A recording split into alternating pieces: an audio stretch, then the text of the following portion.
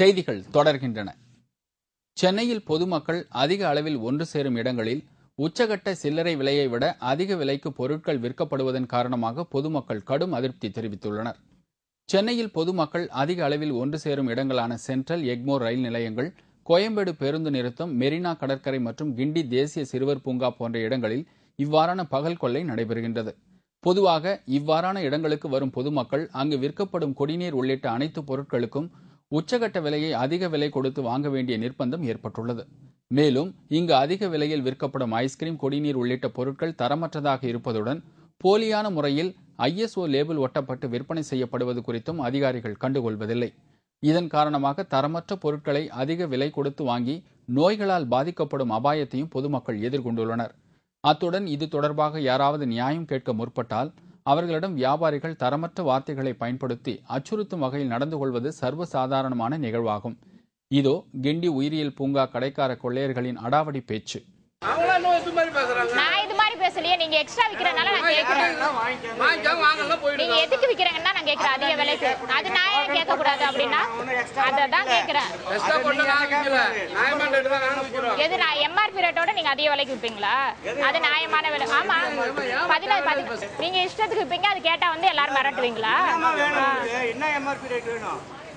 Jama chocobar விக்கிறீங்களா? 18 ரூபாய் MRP, 20 ரூபாய்க்கு விக்கிறோம்.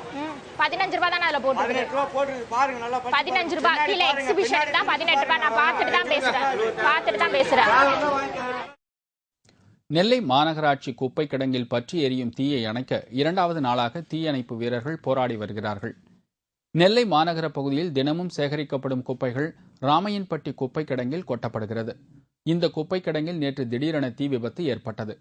இதையடுத்து சம்பவ இடத்திற்கு விரைந்த தீயணைப்புத் துறையினர் தீயை அணைக்கும் முயற்சியில் ஈடுபட்டனர்.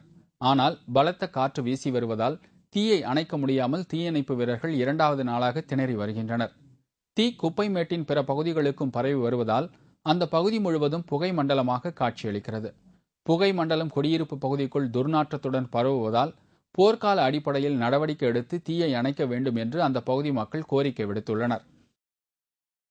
நீலகிரியில் கூட்டுறவு ஆலை தொழிலாளர்களின் வேலைநிறுத்த போராட்டம் 3வது நாளாக தொடரும் நிலையில் 18 கோடி ரூபாய் மதிப்பில் தேயிலை தூள் உற்பத்தி பாதிக்கப்பட்டுள்ளது. குன்னூர், கோத்தகிரி, ஊட்டி, கூடலூர் உள்ளிட்ட பகுதிகளில் 14 அரசு கூட்டுறவு தேயிலை தொழிற்சாலைகள் செயல்பட்டு வருகிறது. இதில் 1000த்திற்கும் அதிகமான தொழிலாளர்கள் பணிபுரிந்து வருகின்றனர். கடந்த 12 ஆண்டுகளாக கூட்டுறவு ஆலைகளில் பணிபுரியும் தொழிலாளர்களுக்கு ஊதிய உயர்வு வழங்கப்படாததால் தொழிலாளர்களின் குடும்பத்தினர் கடும் பொருளாதார நெருக்கடியில் சிக்கி தவிக்கின்றனர். தற்போதுள்ள விலைவாசி உயர்வுக்கு தகுந்தாற்போல் ஊதியத்தை உயர்த்த கோரி பல கட்டங்களாக பேச்சுவார்த்தை நடத்தியும் எந்த பயனும் இல்லாததால் மாவட்டம் முழுவதிலும் உள்ள தொழிலாளர்கள் கடந்த 15ஆம் தேதி முதல் வேலைநிறுத்த போராட்டத்தில் ஈடுபட்டு வருகின்றனர்.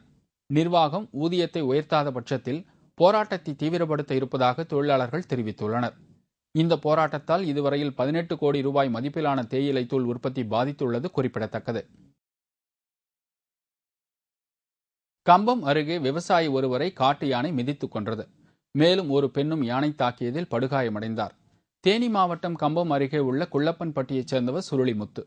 விவசாயியான இவர் தனது நிலத்தில் நிலக்கடலை பயிரிட்டுள்ளார். அந்த பயிரை இரவில் காட்டு யானை நாசப்படுத்துவதை தடுக்க இரவு காவலுக்காக வயல்வெளியில் அவர் தங்கியிருந்தார். நள்ளிரவில் அங்கு வந்த 4 காட்டு யானைகள் அவரது விவசாய பயிர்களை நாசப்படுத்தின. இதனால் சுருளிமுத்து அந்த யானைகளை விரட்ட முயன்றார். அப்போது யானைகளில் ஒன்று அவரை விரட்டி மிதித்து கொன்றது. அவரை காப்பாற்ற முயன்ற இந்துராணி என்ற பெண்ணும் யானை தாக்கியதில் படுகாயமடைந்தார். அவரை கம்பம் அரசு மருத்துவமனையில் சேர்த்தனர். தகவல் அறிந்த போலீசார் யானை மிதித்துக் கொன்ற சுருளிமுத்துவின் உடலை கைப்பற்றி பிரேத பரிசோதனைக்காக கம்பம் அரசு மருத்துவமனைக்கு அனுப்பி வைத்து விசாரணை நடத்தி வருகின்றனர். மத்திய அரசில் முக்கிய பொறுப்பில் பணியாற்றும் கேரள அதிகாரிகள் நதிகளின் அணைகளை அந்தந்த மாநிலங்களுக்கே உரித்தாக்கும் வகையில் கொண்டு வரவுள்ள சட்ட முன்வரைவு இந்தியாவை பல கூறுகளாக்கிவிடும் என்று மதிமுக பொதுச் செயலாளர் வைகோ எச்சரித்துள்ளார். மதிமுகவின் 19ஆம் ஆண்டு பொதுக்கூட்ட விழாவில் கலந்து கொள்ள அரியலூருக்கு வந்த மதிமுக பொதுச் செயலாளர் வைகோ செய்தியாளர்களை சந்தித்தார். மத்திய அரசில் பணியாற்றும் கேரள அதிகாரிகள் நதிநீர் அணைகள் தொடர்பாக புதிய சட்டமூலம் ஒன்றை உருவாக்க முயற்சிக்கின்றனர். இது அமல்படுத்தப்பட்டால் அந்தந்த மாநிலங்களில் உள்ள அணைகளின் கட்டுப்பாட்டு அதிகாரம் அந்தந்த மாநிலங்களுக்கே கிடைக்கும் என்று வைகோ குறிப்பிட்டார். உலகில் எந்த ஒரு நாடும் இதுபோன்ற நடவடிக்கை எடுத்தது கிடையாது என்றும் அவர் கூறினார். டென்னிஸ் மட்டைக்குள் ஒரு நிமிடத்தில் 7 முறை உடலை நுழைத்து திருச்சி கராத்தே வீரர் புதிய உலக சாதனை படைத்திருக்கிறார். திருச்சி மலைக்கோட்டை பகுதியைச் சேர்ந்தவர் டிராகன் ஜெட்லி. கராத்தே ஆசிரியரான இவர் ஏற்கனவே இருசக்கர வாகனமான ஸ்கூட்டியில் 17 பேரை ஏற்றிக்கொண்டு தேசிய சாதனையும் 13 பேரை ஏற்றிக்கொண்டு லிம்கா சாதனையும் படைத்திருக்கிறார். மேலும் சின்னஞ்சிறிய ஐஸ் கிளாஸில் தலைகீழாக 2 நிமிடம் நிற்பதும் 4 நிமிடங்களில் 104 முறை கண்ணாடி பாட்டிலின் மூடியை திறப்பது உள்ளிட்ட பல சாதனைகளை படைத்துள்ளார்.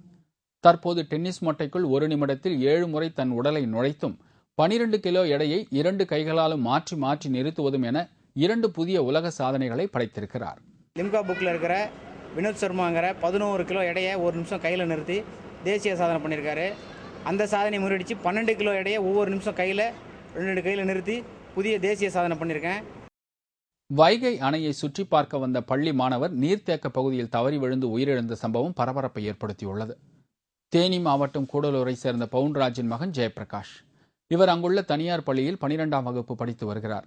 இந்நிலையில் கணினி தேர்வு எழுதுவதற்காக சக மாணவ மாணவிகளுடன் தேனிக்கு வந்துள்ளார். தேர்வுக்கு பின்னர் மாணவர்களை வைகை அணையை சுற்றி பார்க்க வந்தனர். அப்போது எதிர்பாராத விதமாக ஜெயபிரகாஷ் நீர்த்தேக்க பகுதியில் தவறி விழுந்துள்ளார். இதுகுறித்து போலீசாருக்கும் தீயணைப்பு துறையினருக்கும் தகவல் தெரிவிக்கப்பட்டதை அடுத்து அவர்கள் ஜெயபிரகாஷின் உடலை தேடி வருகின்றனர். தென்மேற்கு பருவக்காற்று தீவிரமடைந்துள்ளதாலும் நீர்த்தேக்க பகுதியில் அலைகள் அதிகமாக இருப்பதாலும் உடலை தேடும் பணியில் தொய்வு ஏற்பட்டுள்ளது. கூடுதல் வீரர்கள் மற்றும் கூடுதல் படகுகளுடன் உடலை தேடும் முயற்சிகள் மேற்கொள்ளப்பட்டு வருவதாக அதிகாரிகள் தெரிவித்துள்ளனர். திருமயம் அருகே நடைபெற்ற மாட்டு வண்டி பந்தயம் பார்வையாளர்களை வெகுவாக கவர்ந்தது. புதுக்கோட்டை மாவட்டம் பூவம்பட்டி மகா கணபதி கோவில் சந்தனக்கூடு திருவிழா வெகு சிறப்பாக நடைபெற்றது. இதனையொட்டி மாட்டு வண்டி பந்தயம் நடைபெற்றது. போட்டி தொடங்கியதும் வண்டியில் பூட்டிய காளைகள் சிட்டாக பறந்து சென்றதை கண்ட பார்வையாளர்கள் கைத்தட்டி ஆரவாரம் செய்தனர். இரு பிரிவாக நடத்தப்பட்ட இந்த போட்டிகளில் பெருங்குடி குருந்தாயி அம்மாள் மற்றும் பூவன்பட்டி கவிதா கருப்பையா ஆகியோர் மாடுகள் முதலிடத்தை பிடித்தன. விழாவில் ஏராளமானோர் கலந்து கொண்டு போட்டியை ரசித்தனர். நெல்லை மாவட்டம் பாபநாசம் காரையாறு அணையின் நீர்மட்டம் 20 அடியாக குறைந்துள்ளதால் பாசனத்திற்காக தண்ணீர் திறக்க முடியாத சூழ்நிலை ஏற்பட்டுள்ளது. திருநெல்வேலி, தூத்துக்குடி, விருதுநகர் ஆகிய மாவட்டங்களின் பாசன தேவை மற்றும் குடிநீர் தேவையை பாபநாசம் காரையாறு அணை பூர்த்தி செய்து வருகிறது. வழக்கமாக ஆண்டுதோறும் ஜூன் மாதம் 1ஆம் தேதி பாசனத்திற்காக காரையாறு அணை திறக்கப்படுவது வழக்கம். ஆனால் இந்த ஆண்டு அணையில் நீர் இருப்பு 20 அடிதான் உள்ளது. இதனால் அணையில் இருந்து பாசனத்திற்காக தண்ணீர் திறந்துவிட முடியாத சூழ்நிலை உருவாகியுள்ளது. இதன் காரணமாக விவசாயிகள் மட்டுமின்றி அந்த பகுதி பொதுமக்களும் மிகவும் கவலையுடன் உள்ளனர். மேலும் பாபநாசம் அணையில் படகு சவாரி செய்யும் ஆவலுடன் அங்கு வரும் சுற்றுலா பயணிகளும் பெரும் ஏமாற்றத்துடன் திரும்பி செல்கின்றனர். மழையின்றி தொடர்ந்து வறட்சி நீடித்தால் இந்த பகுதியில் குடிநீர் தட்டுப்பாடு ஏற்படும். இந்த அணை பிரிட்டிஷ்காரன் காலத்திலே கட்டப்பட்டது. இந்த அணையின் மொத்த கொள்ளளவு 144 அடி. ஆனால் வரலாற்றிலே இப்போதான் 19 அடி இருக்கு. இந்த வருஷம் 2012 ஆனால் 19 அடி இருந்தாலும் 15 அடி சேரும் சௌகரியமாக தான் இருக்கு. இதே நிலைமை நீடித்தால் நெல்லை மாவட்டத்தில் குடிநீர் தட்டுப்பாடு மிகவும் அதிகரிக்கும் என்று எதிர்பார்க்கப்படுகிறது.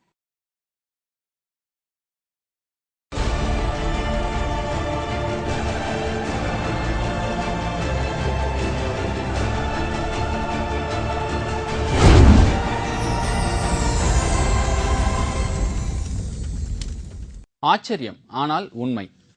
கடலில் நீர் சறுக்கு போட்டிகளில் வீரர்கள்தான் சாகசம் புரிவதை பார்த்திருக்கிறோம். ஆனால் செல்ல பிராணிகளான நாய்களும் நீர் சறுக்கு போட்டியில் கலந்து கொண்டு சாகசம் புரியும் ஆச்சரியமான காட்சி இதோ.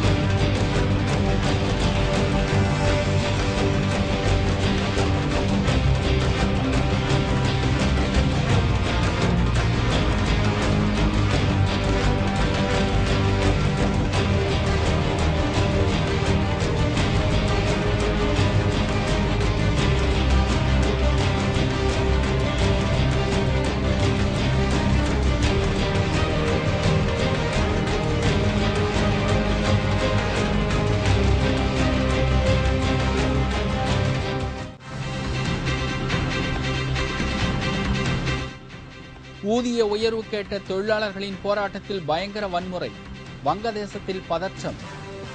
விவரம் இடைவேளைக்கு பிறகு.